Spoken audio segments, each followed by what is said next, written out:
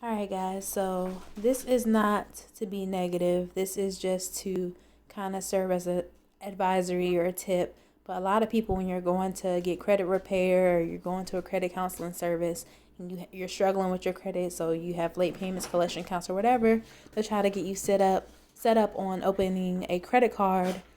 So that you can start building credit history, which isn't a bad idea to a certain extent. But with a lot of these places that you'll set you up with, such as First Access, if you go down and you look at their rates, fees, costs, and limitations for the card that they have, you'll find out that a lot of these cards have an outrageous interest rate.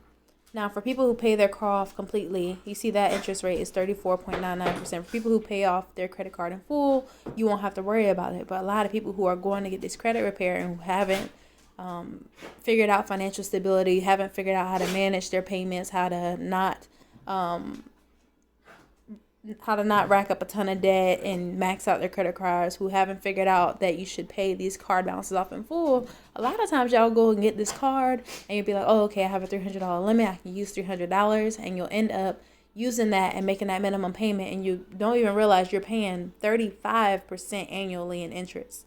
That's a lot of money. You can go use the calculator, just do loan calculator or credit card calculator, and put that in there and see that you are going to spend a lot of money. So I'm just saying that to say that when you're going to, try to build your credit, just be aware of that. If you are getting a secure credit card, if you're getting an unsecured credit card, a lot of times if you're in a place where you have bad credit, you're not going to be getting the very best rates. One thing you need to look at is this interest rate. So the only way to avoid that, to not paying it, is to make sure that you're not racking up a balance that's more that you can pay in full by your due date. That's how you avoid interest. Second thing is to be looking at these fees, right? So it's the setup and maintenance fees. One-time fee when you open up the card, you're going to pay $95, which is going to be billed to your account. Um, so based off your $300 initial, there will only be $225 available. Only $196 if you choose to have an additional card. And so then you'll be starting from that point where you have that $95 bill that you now have to pay. If you don't pay it in full, that next month after it's billed, you're going to be paying that 35% interest. Then you have the annual fee. So after that, $75 annually for the first year, and then $48 on your anniversary. More than likely you'll be paying $48, and then you have your monthly servicing fee. So for the first year, you won't be getting charged every month outside of, if you get a late payment or if you're paying interest. But after that first year, if you keep that account, you're going to be paying just $75 annually. So $6.25 per month is what you'll just be getting charged. So even if you have the card sitting in your wallet, every month you'll be getting charged $6.25 after that first year.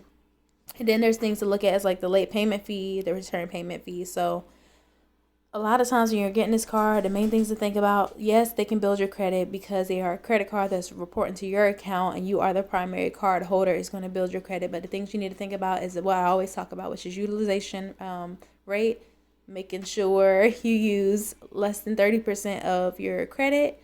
So if you have a $300 limit, that's making sure that you don't charge up more than $100. If you do end up charging more than that $100, my tip for you is to make an additional payment before your statement date. So after a few statements, you'll start to realize that you'll get a statement around the same dates of the month every month. So moving forward, around that statement date, let's say you get a statement billed to you, which tells you everything that you owe on your transaction, all that, on the 22nd.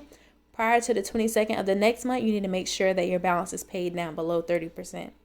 So yeah, and then once you get that statement, you'll have a due date. So they'll be like, hey, this is all the transactions you had. This is the statement balance. So this is how much you owe, or how much you owe to us completely. And here's your minimum payment that is going to be due on this date. So if it's the 22nd that you're getting that statement, maybe they'll say on the 10th of the next month is your due date. In order to avoid this big 35% interest rate, which if y'all go use that calculator, y'all will see that will make that bill go up high every month because it's 35% annually.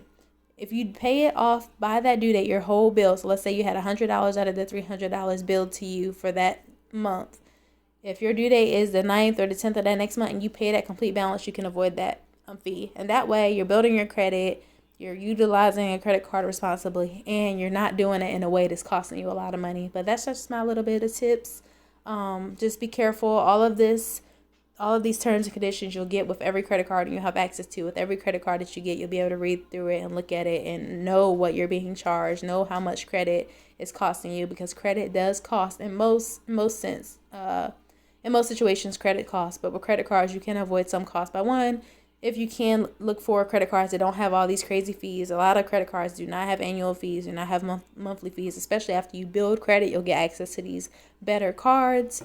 Most of the time when credit cards have fees, they're premium, like really good cards with good rewards, like the high premium, like Chase Sapphire Reserves, Amex Platinums, and all that stuff. But at this level, you may end up starting with a card if you can't figure out other ways to build your credit, which if you talk to me, we can. But at this level, it is normal to have a few extra fees starting out, but you don't have to go that route. If you need help, just contact me and we'll go over it a little bit more. But thanks for listening this far, and I will see you next time.